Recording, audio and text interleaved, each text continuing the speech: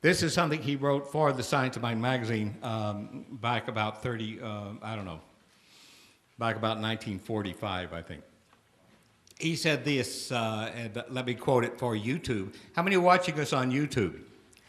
Now, here's what I want you to do. Somebody called me this week and said, "Oh, Dr. J," said, "sorry we hadn't been in church in 6 months, but we're really enjoying you on YouTube."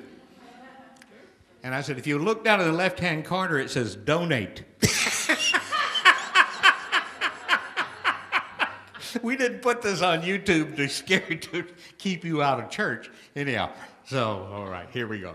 Now, Dr. Holmes says this: the realization that God is personal to all who are receptive to the divine influx enables one to communicate with the Spirit, receiving a direct answer from it.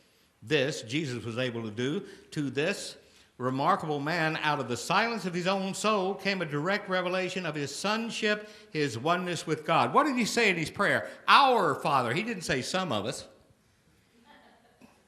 You know, what we're talking about this weekend is really the revelation of the inspiration of metaphysical understanding that we are part of something that has no beginning and no end. It is universal intelligence. Everyone say, I'm powered by intelligence. See, you're infinite intelligence. Infinite intelligence that made you out of itself. You're powered by that.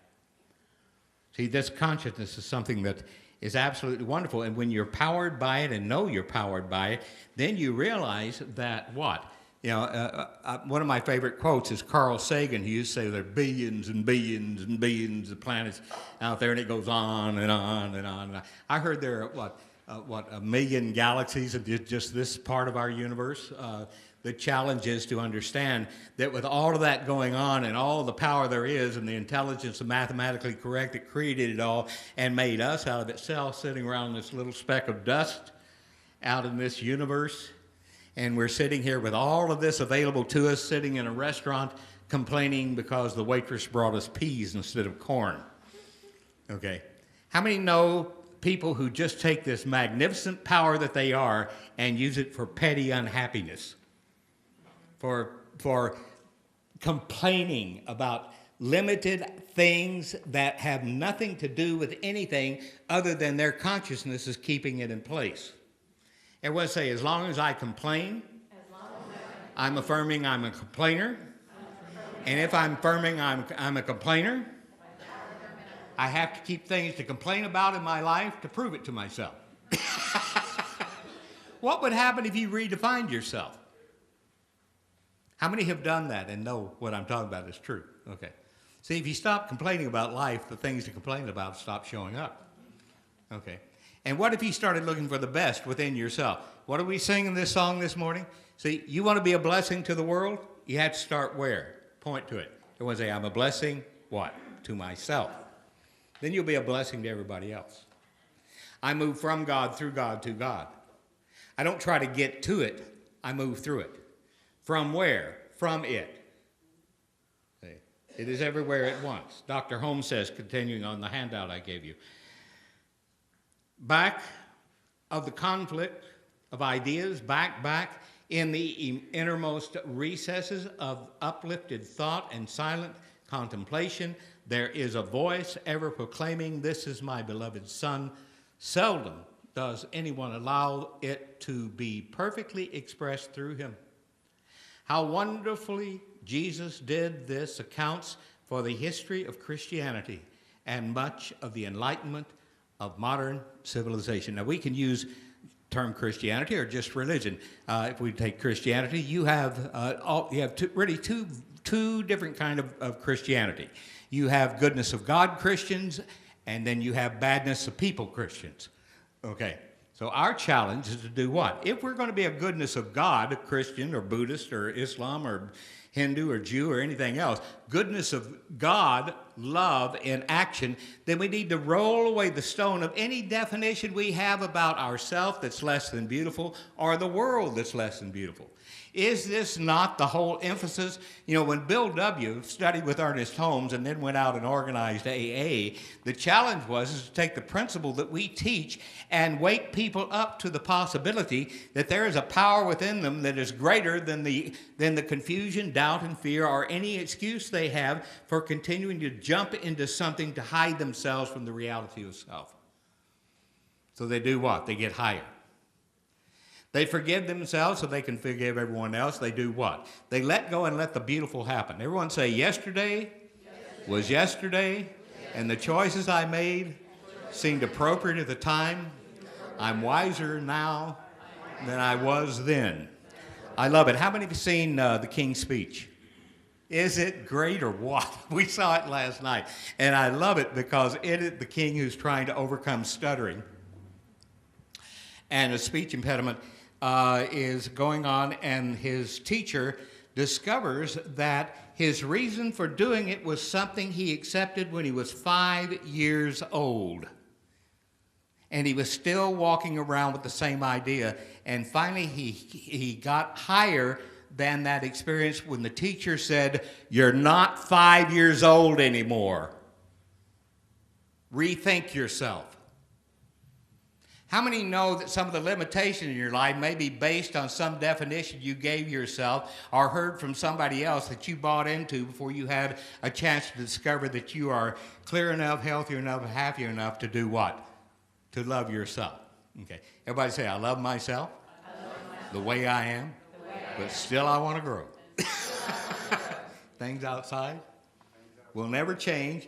Until deep inside I know I'm wonderful and beautiful. Thank you. That David Alt wrote that. And I love it. I absolutely love it. You see, our challenge is to wake up and to know that every day of our life is an opportunity to be enlightened, the opportunity to explore the best of ourselves, and the opportunity to go forward. I gave you 2 handouts this morning. One is from me. It is called Immovable Faith.